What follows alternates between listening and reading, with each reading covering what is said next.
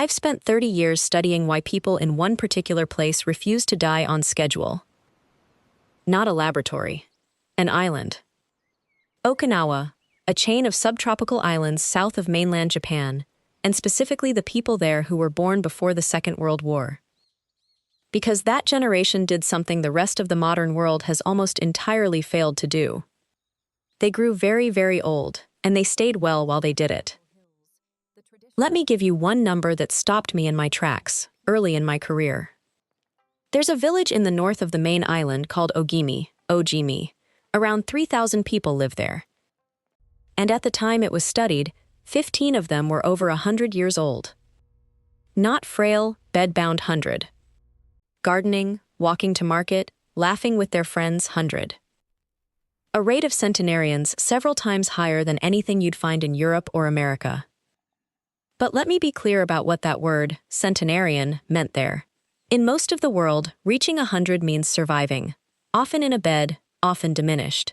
In Ogimi, it meant remaining part of life, still needed, still connected, still making your own way through the day. They didn't just add years to life, they added life to the years.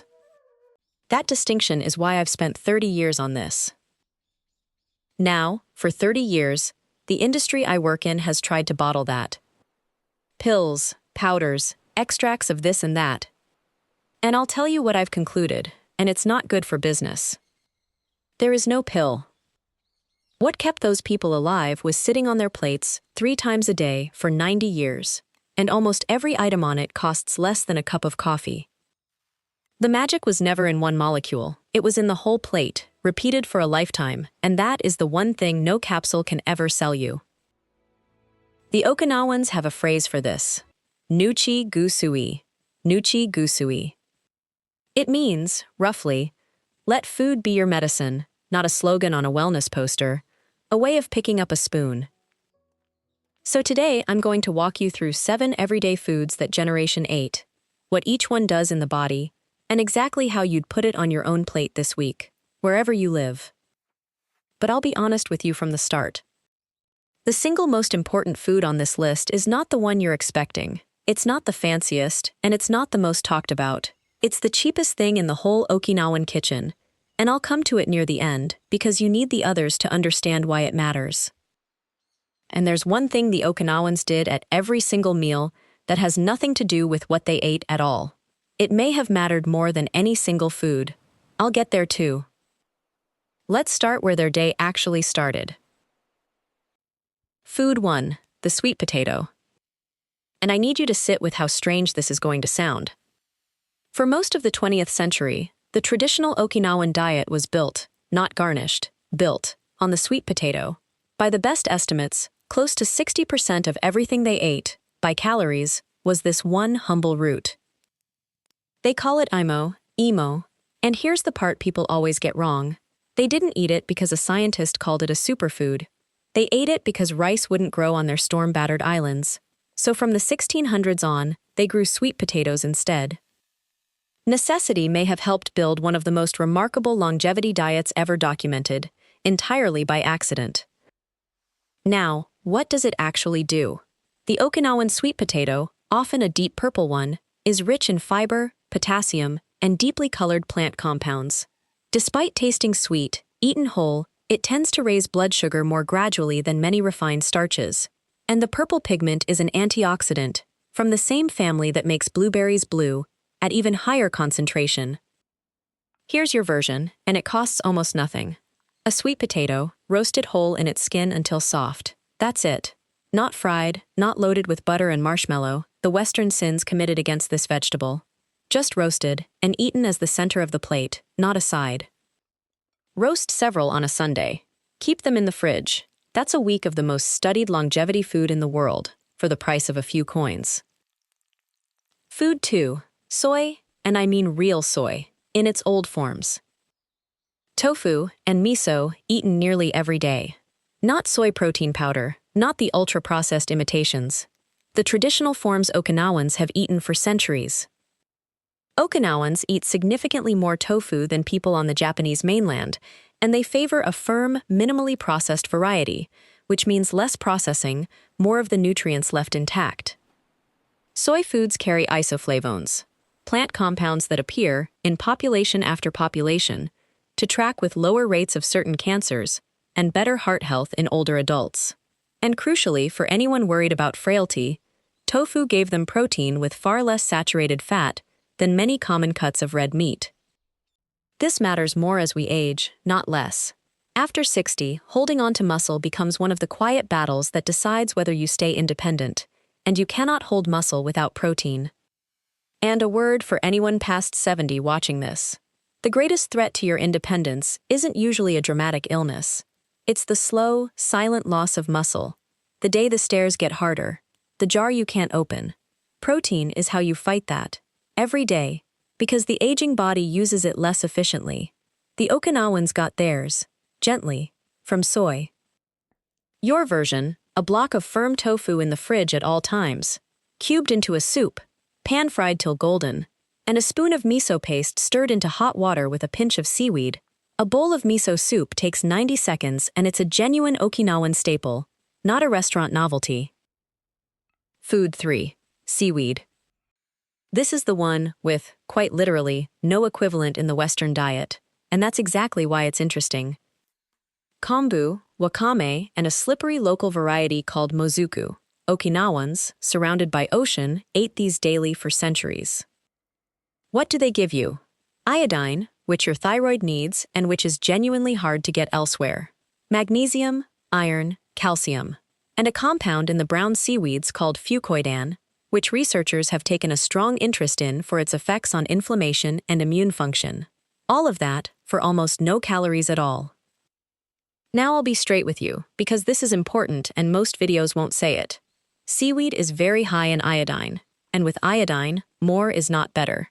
If you have a thyroid condition, or you take thyroid medication, talk to your doctor before you make seaweed a daily habit. For most people, it's a wonderful addition. For some it isn't, and you deserve to know which you are.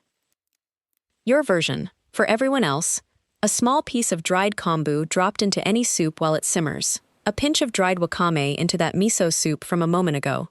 It keeps for months in a cupboard and costs very little. And there's something quietly beautiful in it. Seaweed is the closest thing to eating the ocean itself.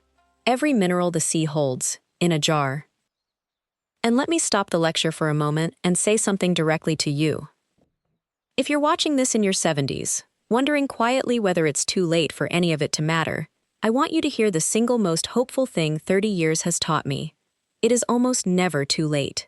The body responds to how you feed it at 70, at 80, at 90. The Okinawans didn't earn their years with one heroic decade of health food. They earned them with ordinary meals, and every ordinary meal you eat from tonight onward counts. You haven't missed it. That's the truth. Now, back to the plate. Food 4. Let me ask you something first. What if the food that helps you most is the one you'd never choose to eat? Because that's the story of number 4. Bitter melon. In Okinawa, it's called goya, and it looks like a cucumber that's had a very hard life, all bumps and ridges. It is, and I won't pretend otherwise, genuinely bitter. The islanders call it the king of summer vegetables, and it's the star of their most famous dish, goya champaru, a stir-fry of bitter melon with tofu and egg. But here's why I'd ask you to make peace with the bitterness. Bitter melon contains compounds, charantin is one of them, that appear to help the body regulate blood sugar. They appear to help the body respond better to insulin. And think about who this matters for. Blood sugar control sits underneath so much of what goes wrong as we age. Not just diabetes, but the slow damage that follows it. A vegetable that gently helps with that, eaten regularly over decades, is not a small thing. The bitterness fades when you cook it with egg and tofu, or salt it and rinse it first. Your version, thin slices, salted for 10 minutes, rinsed, then stir-fried with tofu and a beaten egg. An acquired taste, but so was coffee, once. And here's a thought worth sitting with. The very bitterness you're resisting may be part of what makes it work. Researchers think the bitter compounds themselves activate receptors in your gut that help trigger the blood sugar response. In other words, the very bitterness may be part of its biological story. Our ancestors understood bitter as a signal of potency, long before we had the chemistry to explain it. A note of honesty. If you're on medication for blood sugar, bitter melon can add to its effect. So again, a word with your doctor first. This is food that's active enough to be worth respecting. Food 5. Turmeric, as a drink. On the mainland, it's a spice. In Okinawa, it's practically a daily beverage. They call it ukon, and they drink it as a tea, often before meals. Turmeric's active compound, curcumin, is one of the most studied anti-inflammatory substances in the natural world. And chronic inflammation, the slow, smoldering kind, is involved in many conditions that become more common with age: the heart, the joints, the brain. There's a reason researchers keep circling turmeric when they look at why Okinawans have had notably lower rates of dementia than Western populations.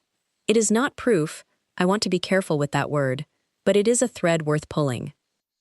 One practical thing worth knowing: curcumin is absorbed better with a little fat alongside it, and the Okinawans' habit of cooking turmeric into oily dishes happen to solve that without anyone knowing the biochemistry. Your version: a small piece of fresh turmeric, or a half teaspoon of the powder, simmered in hot water with a crack of black pepper, or simply cooked into your food. Bright yellow, earthy, and something the longest-lived people on Earth reached for every single day. Picture it for a second, because this is what the research is really describing when you strip away the compound names. A kitchen in northern Okinawa, early morning, an old woman, silver hair, an apron worn soft from decades of washing, moving without hurry between a pot and a low table, turmeric tea steaming, a sweet potato in the ashes. She isn't counting calories or reading labels. She has simply cooked this way every morning for 70 years. Everything I've told you with a scientist's words, she knows with her hands. The science is just us, catching up to her. Food 6. A wall of vegetables. I'm grouping these deliberately because the Okinawans didn't think in single ingredients. They thought in plates. And their plate was overwhelmingly, almost startlingly, plant. Cabbage, carrots, daikon radish, pumpkin, green onion, leafy greens, the leaves of the sweet potato itself. By most estimates, the traditional diet was around 90% whole plant foods, with meat and fish making up only a tiny fraction. Pork appeared, but on special occasions, in small amounts, not daily. The lesson here isn't a single vegetable, it's the ratio. The plant food was the meal. Everything else was seasoning. Think about how a typical Western dinner is arranged. A large piece of meat sits in the center, the star, and a small, apologetic handful of vegetables is pushed to the side, often the first thing left uneaten. The Okinawan plate is the exact photographic negative of that. Vegetables fill the plate. Protein is the accent. And this does something clever that has nothing to do with any single nutrient. A plate built on vegetables and sweet potato is high in fiber and water and low in calories, which means it fills you up, physically, on far less energy. You feel satisfied. You are not hungry, and yet you've eaten modestly, almost without trying. The plate itself does the portion control for you. Your version is a change of proportion, not a recipe. Whatever's on your plate tonight, flip it. Make the vegetables the main event, roughly 2/3 of what you see, and let the meat become the garnish it is in Okinawa. But one important caution, especially past 70, mostly plants, must never mean too little protein. Aim for a plant-rich plate that still has a real protein source at every meal: tofu, fish, and egg. The vegetables lead. The protein still shows up. That one reversal, no new ingredients, no shopping, is most of the Okinawan diet in a single move. Food 7. And the 7th isn't really a single ingredient at all. It's the bowl that brought the whole Okinawan kitchen together: miso soup. Think about what goes into it. Hot water, a spoon of miso paste, that's the fermented soy, carrying compounds made during fermentation, and in traditional miso, live cultures that support the gut. A pinch of seaweed, a few cubes of tofu.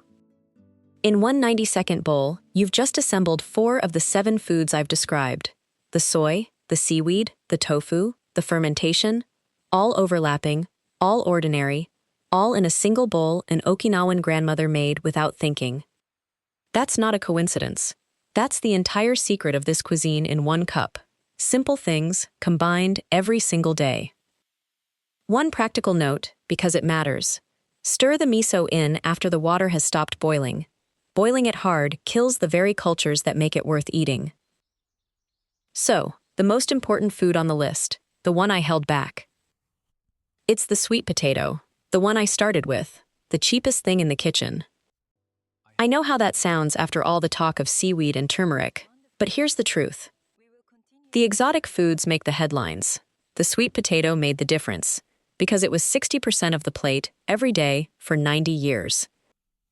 And that points at something bigger than any single food, which is the real lesson of Okinawa, and I'd be failing you if I let you leave with a shopping list instead of this. It was never about one miracle ingredient. It was about eating simple, whole, mostly plant food, in modest amounts, consistently, for a lifetime. Boring, cheap, repeated 10,000 times. That's the secret. That's the whole secret. Which brings me to the thing that wasn't a food at all. Before every meal, the old Okinawans said 4 words to themselves. Hara hachibu.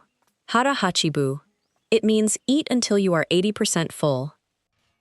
Not stuffed, not I couldn't manage another bite, 80%, and then you stop and you let the meal catch up with you.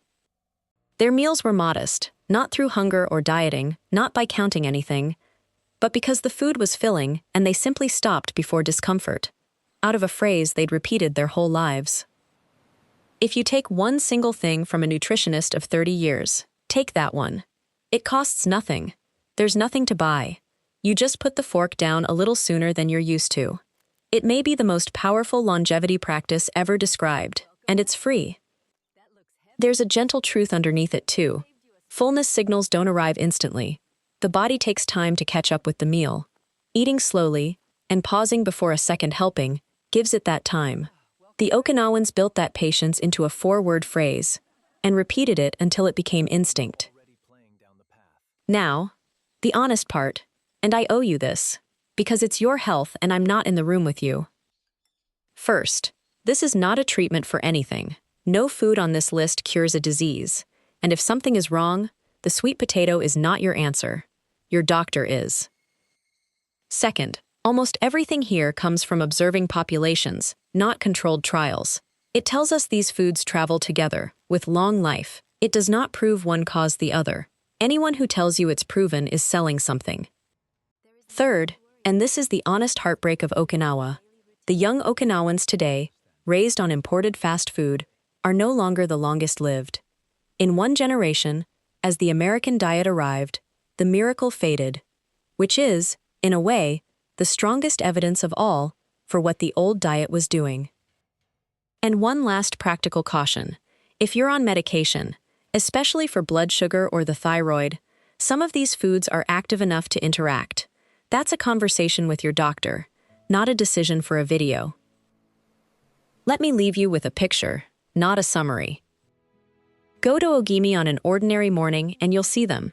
People in their 90s, bent with the years, out in their gardens, pulling sweet potatoes from the earth the way they have every morning of their lives. One of them, if you asked her the secret to living 100 years, would probably laugh at you.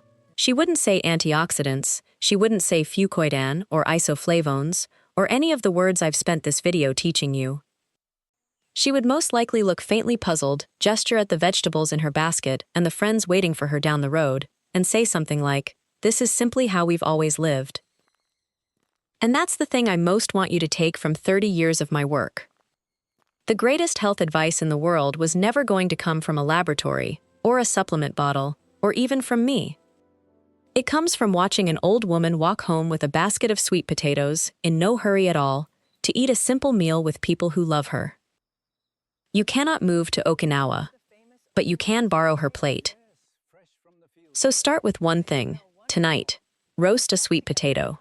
And tomorrow, at your next meal, put the fork down at 80%. That's where 100 years begins. Not in a pharmacy, but in a kitchen, this evening, with you. If this was useful, subscribe. I put out one of these every Saturday, and I'd be glad to have you. And tell me in the comments, which of the 7 could you actually see yourself eating? I suspect the bitter melon is going to divide the room. Take good care of yourself. I'll see you next week.